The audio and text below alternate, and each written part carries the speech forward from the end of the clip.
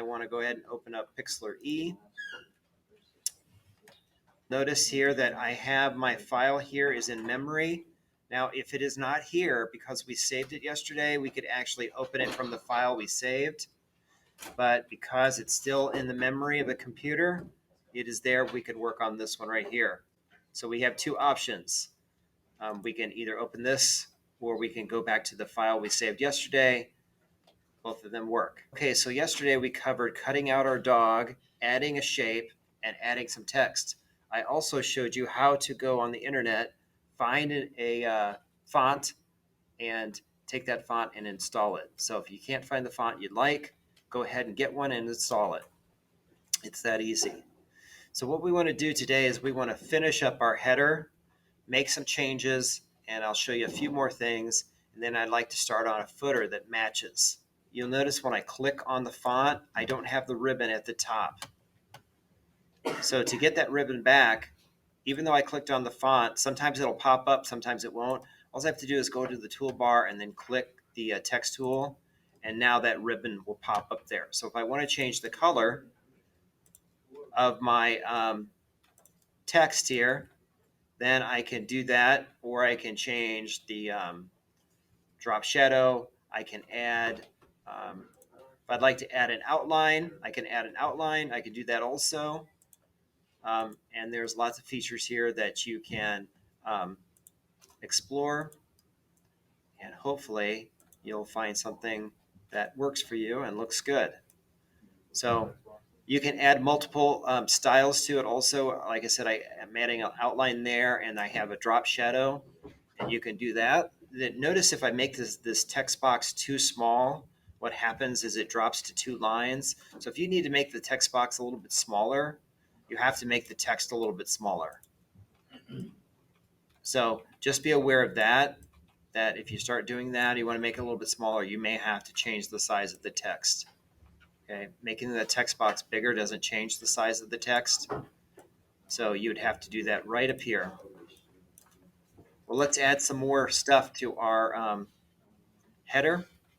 And what I'd like to do is I'd like to add some kind of like tagline or some kind of saying that goes down at the bottom. And I'm just going to start with another text layer. So I'm not going to go to the text tool over here. I'm going to go to another layer, and I'm going to add a text layer. And it automatically creates some text for me. So I'm going to go ahead and type in what I'd like.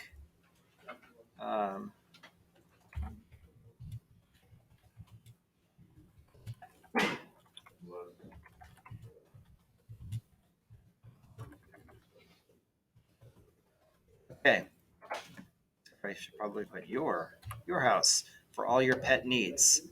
So what I'm going to do is change the font, find something, and I'm not going to go with the same font because generally the rule is that you should stick to 3 or less fonts, and I suggest you mix it up a little bit when you're working with fonts, that you try to do more than one font, and it will make it look more interesting.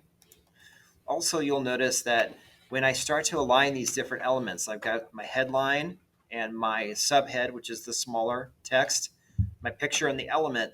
Remember to align those with something else. Just don't put them out there somewhere. Make sure that you align everything with something else. That's kind of a design rule. And the other design rule is don't use more than 3 fonts. 3 fonts is the absolute maximum that you should use. Okay, so you can try some different fonts here and see what looks good. I suggest going with a different font. Don't try to go with that same font. It's too fancy. Keep it simple. And I think the font that you choose is really important. So don't just throw a font up there and say, okay, I'm done. Think about what fonts you're going to use. Okay, so I've got now a title on there. Now what I'd like to do is I thought what we would do is maybe add some social media icons to our header so that people want to click on your social media site. They could do that also. And you can make these images a link in your HTML. To do that, I've got to find those first. So I'm going to go to Google and I'm going to type in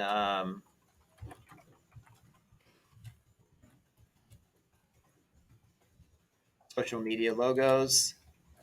And you can see if I click on images, I get quite a few social media logos. Okay, I think I'm just going to go for individual ones. I can't decide on the grouping. So I clicked on individual so I could get those. The problem with these is that they are different formats here. And I don't want to do that. I want to try to stay as consistent as possible. It's really important to do that so that your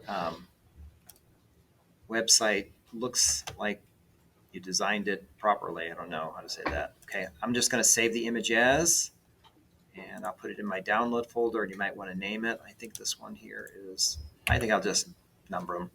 So it'll just be easier. And I'm going to say save image as 2.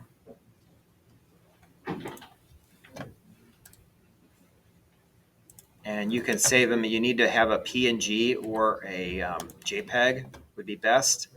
I don't know if this one's going to show up very well because it doesn't have any black lines around it. You also have to think about like the contrast, that if you have it on a white background, this yellow is not going to show up very well.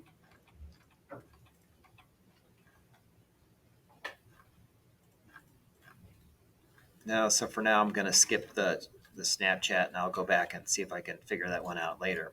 So I've got some images to work with now, and I just want to bring those into a Pixlr. To do that, we just create a new layer, and we're going to use an image layer. And I want to go to my downloads. That's where I put them. Put number 1.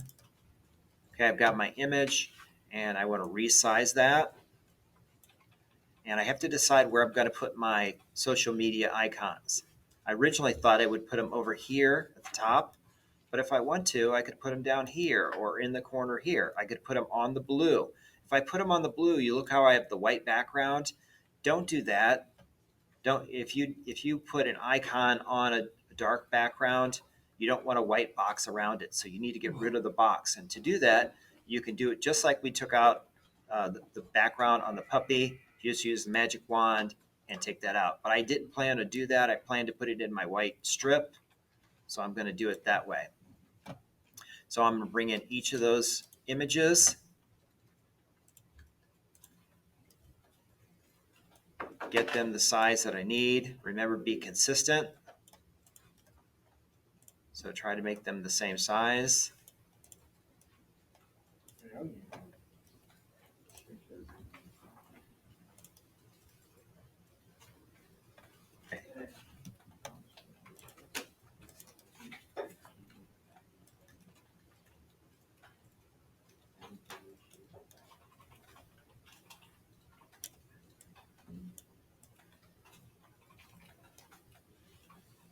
Now, if I don't like that, I can move these things around a little bit. I can nudge these with my keys, arrow keys, if I want to just nudge them up or down, making sure the size is correct. And this one here doesn't look like my sizing is quite right. My Facebook looks a little small, so I'm going to try to make that a little bit bigger. Okay, and if I decide that I don't like this placement, I can move all these. Now, here's one thing that you can do with the layers is you can move like 3 things or 4 things or several layers together. So if I click on the layer and hold the shift key, and now I can move these things. So I can move these over here if I want. I could try them down here. I don't want to put them probably over the foot of the dog. Maybe I want to put them here and move the dog a little bit. Maybe that's a possibility. Okay, I definitely don't want the dog to be behind these, so I could always move the dog up my layer all the way up to the top and make sure that my dog is on top of those layers. I can also move my dog a little bit, nudge him over.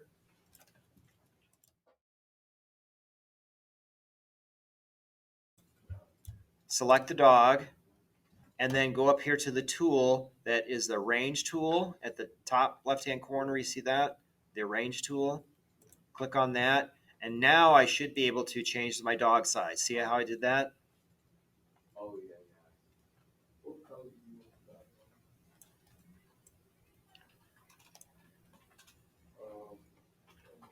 Gray.